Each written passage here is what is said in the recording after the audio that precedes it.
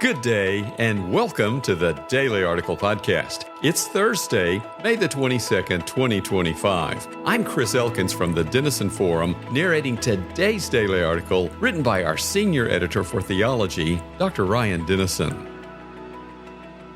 South African President Cyril Ramaphosa's meeting with President Trump yesterday began well enough. Ramaphosa brought two South African golfers, Ernie and Retief Goosen, to help break the ice before the conversation moved to a bit of foreign policy. However, things took a turn when a reporter asked what it would take for President Trump to recognize that there was no white genocide in South Africa. Ramaphosa answered for the president and said, quote, "It will take President Trump listening to the voices of South Africans," end quote. Trump then responded by playing a 5-minute video compilation of South African leaders calling for violence against the Boer, which means farmer in Dutch and Afrikaans, including a clip of white crosses lining a road that he claimed were part of a mass burial site for murdered white farmers. After the video ended, Ramaphosa acknowledged that crime is a problem in his country. South Africa has one of the highest homicide rates in the world, but pushed back on the idea that it was worse for white people than black. The degree to which that is true, at least to some extent, on the kind of violence in focus, and we'll take a closer look at the reality of the situation in a moment.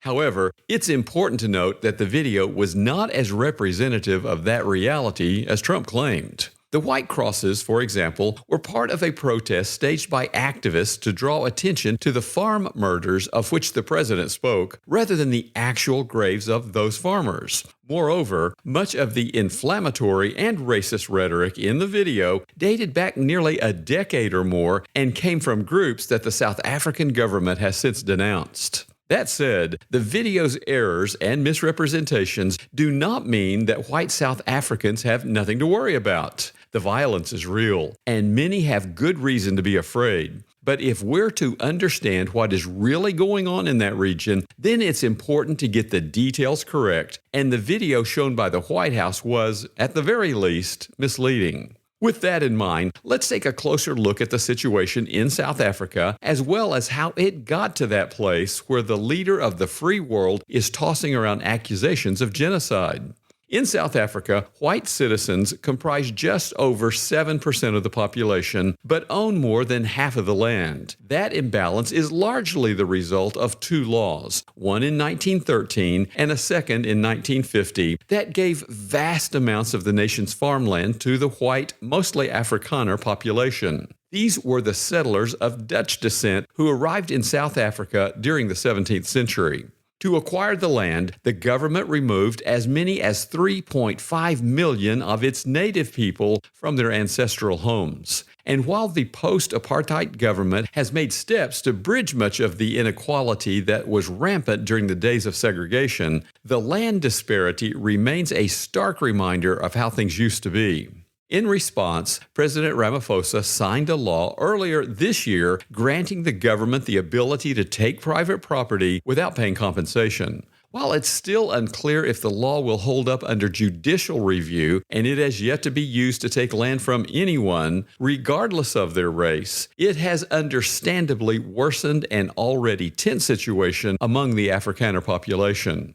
Couple the precarious legal situation with the fact that 50 to 60 farmers, most of whom are Afrikaners, are killed in an often gruesome manner every year, and it's easy to see why many are growing concerned.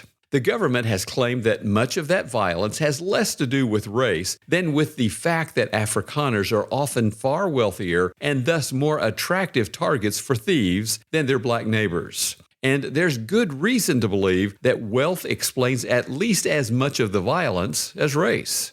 Still, as Anthony Casaboni, a senior researcher at the University of Johannesburg's Center for Social Development in Africa, noted, quote, "This does not diminish the severity of the violence or the need for enhanced rural safety. Rather, as he goes on to add, it highlights the importance of responding with evidence, nuance, and context."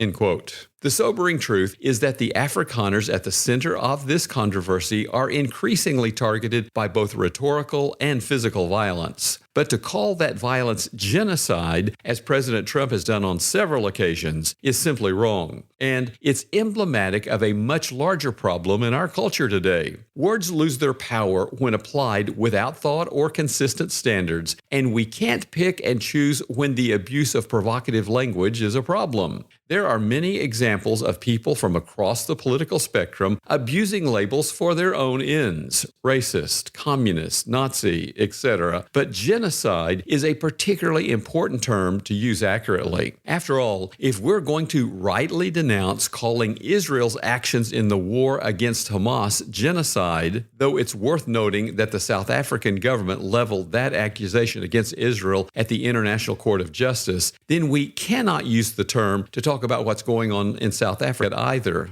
Moreover, part of the reason we shouldn't rush to use inflammatory and inaccurate words, even if they seem to enhance our argument at the moment, is that they often aren't necessary in the end. What's going on in South Africa, for example, is bad and appears to be getting worse. But labeling it as a genocide when it's not gives people license to pay much more attention to the overreaction than the very real problems that exist there. Ultimately, it's counterproductive, and as Christians, we need to be particularly careful to avoid that mistake. You see, God has given us the privilege of sharing the most wonderful story that's ever been told. But if those around us feel as though they have to take what we say with a grain of salt, that our yes isn't always a straightforward yes, note Matthew 5, verse 37, then it shouldn't come as a surprise if they treat the gospel we share in the same fashion. Paul warned in 1 Corinthians 1, verse 18, that unbelievers are already going to be inclined to see the notion that God would die for their sins as folly.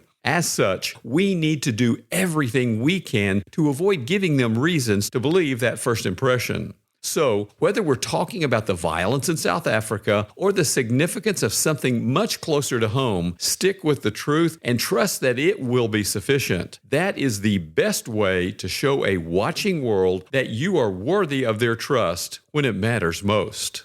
Will you prove worthy today? Listeners like you support Denison Forum's mission to deliver news discerned differently. As a ministry nonprofit, we are fully donor supported. To partner with us, please donate today using the donate link in our show notes.